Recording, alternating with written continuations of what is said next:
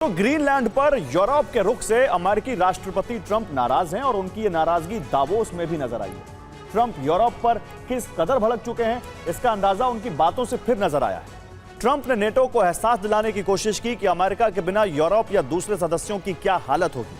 Trump ने Denmark समेत Europe को अमेरिका के एहसानों की याद दिलाई, तो वहीं नेटो महासचिव ने भी अफगानिस्तान ऑपरेशन को लेकर नेटो की भूमिका याद दिलाने की कोशिश की। अब यह साफ है कि यूरोप को तय करना होगा कि वो अमेरिका की हां में हां मिलाएगा या फिर खुद को अमेरिका से अलग करके शक्तिशाली बनेगा। और अमेरिका नेटो से अलग होता तो यूरोप के न्यूक्लियर शक्ति बेहद कम हो जाएगी, क्योंकि अमेरिका के पास 5000 से ज्यादा न्यूक्लियर वॉरहेड्स हैं। लेकिन यूके और फ्रांस का आंकड़ा देखें तो यह बेहद कम है। यूके के पास 225 और फ्रांस के पास 290 न्यूक्लियर हथियार हैं, जबकि दूसरी तरफ रूस के पास दुनिया का सबसे बड़ा परमाणु जखीरा है।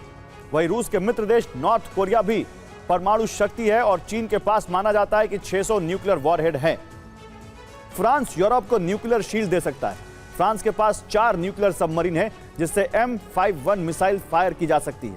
फ्रांस के पास कुल 48 मिसाइल है, जिसकी रेंज 10,000 किलोमीटर तक है। इसके न्यूक्लियर वॉरहेड का वजन 100 किलो टन तक हो सकता है। फ्रांस हवा से भी परमाणु हमला कर सकता है। फ्रांस के राफेल बी और राफेल एम से ASMPA मिसाइलें दागी जा सकती हैं। इनमें TN-81 न्यूक्लियर वॉरहेड लगा होता है। मिसाइल की रेंज 500 किलोमीटर तक है। यूरोप कई देशों के साथ डील करने वाला है। अमेरिका से EU की डील को रोक दिया गया है। यूरोप अब US से अलग विकल्पों पर विचार कर रहा है। और नेटो देशों की लिस्ट बहुत लंबी है। अमेरिका अलग हुआ तो 31 देश हैं, लेकिन ये तमाम देश सुरक्षा के लिए अमेरिका पर निर्भर थे। अमेरिका से अलग होकर नेटो के सदस्य एक अलग फोर्स बनाने की सोच रहे हैं। ये यूरोपीय देशों की सेना होगी। माना जा रहा है कि अमेरिका से दूर होने पर यूरोप नेटो के अस्तित्व को खत्म कर देगा। यूरोप अमेरिका से हथियार भी नहीं खरीदेगा। हथियार और सैनिक के मामले में यूरोप आत्मनिर्भर बनेगा।